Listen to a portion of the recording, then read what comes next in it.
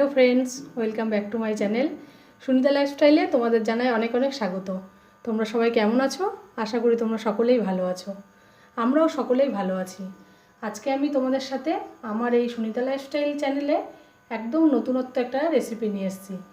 रेसिपिटा देखो तोमरा, आशा करी तोमादेर खूब भालो लागबे। आर भालो लागले अवश्यई लाइक करबे, कमेंट करे जानाबे आमाके। আর যারা এখন আমার চ্যানেলকে সাবস্ক্রাইব করোনি তারা অবশ্যই সাবস্ক্রাইব করে দিও। পাশে থাকা বেল আইকনটিতে ক্লিক করো আমার নতুন নতুন ভিডিও দেখার জন্য।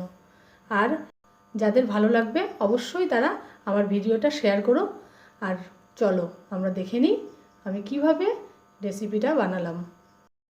খাসির মাংসটা রান্না করার জন্য আমি প্রথমেই এখানে পেঁয়াজ, কিছুটা পেঁপে ছোট ছোট করে পিস করে কেটে নিয়েছি, আদা, কাঁচা লঙ্কা আর রসুন আমি এগুলোর একটা খুব ভালো পেস্ট করে নেব। তো একটু সামান্য জল দিয়ে দিচ্ছি, পেস্টটা একটু ভালো হবে। এবার আমি এখানে 500 গ্রাম খাসির মাংস নিয়েছি, মাংসটা মিডিয়াম সাইজ করে কেটে দিয়েছে। এবার আমি মাংসটাতে পেস্ট করা পেঁপে, পেঁয়াজ, রসুন, আদা এগুলো মাখিয়ে নেব। আর দিয়ে দিচ্ছি 2 চামচ টক দই, দেব স্বাদ মতো লবণ, দেব পরিমাণ মতো হলুদ, আর 1 চামচ জিরের গুঁড়ো দিচ্ছি। আর আমি লঙ্কার গুঁড়ো খাই না, তাই এখানে কাশ্মীরি রেড চিলি পাউডার দিলাম 1 চামচ, আর 1 চামচ মতো সর্ষের তেল দিলাম। এবার আমি এগুলোকে খুব ভালো করে মিশিয়ে নেব, মাংসটার সাথে মাখিয়ে নিচ্ছি। মাখানো হয়ে গেছে, আমি এবার এটা 1 ঘন্টার জন্য রেস্টে রেখে দেব। 1 ঘন্টা পর ফিরে এলাম। গ্যাসটা আমি অন করে নিয়েছি। বড় চামচের 2 চামচ মতো আমি এখানে সর্ষের তেল দিয়ে দিলাম।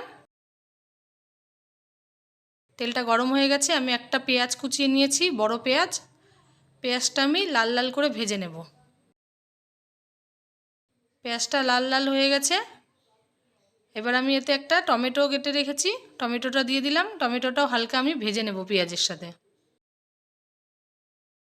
এগুলোকে তুলে নিলাম, আমি এগুলোর একটা পেস্ট করে নেব। এবার আরেকটু পরিমাণে তেল দিয়ে দিচ্ছি, কম তেলেই আমি রান্নাটা করব। আর দিলাম তেজপাতা, গোটা এলাচ, গোলমরিচ, দারচিনি, লবঙ্গ। এগুলো একটু তেলে নেড়ে নিচ্ছি। এবার 1 ঘন্টা ধরে মাখিয়ে রাখা মাংসটা আমি এবার তেলের মধ্যে দিয়ে দেব। আস্তে করে দিচ্ছি, হয়তো তেল ছিটে আসবে। এবার আমি তেলের সাথে খুব ভালো করে এটাকে মিশিয়ে দেব মাংসগুলোকে।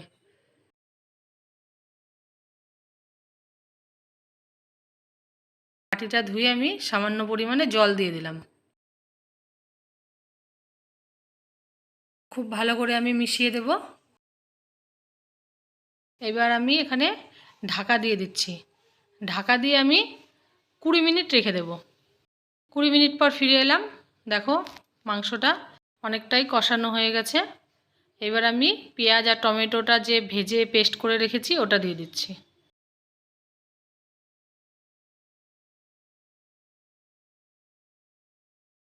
এবার আমি এই বাটার মশলাটার সাথে মিশিয়ে নিচ্ছি। মিশিয়ে আমি 15 মিনিট রান্না করব।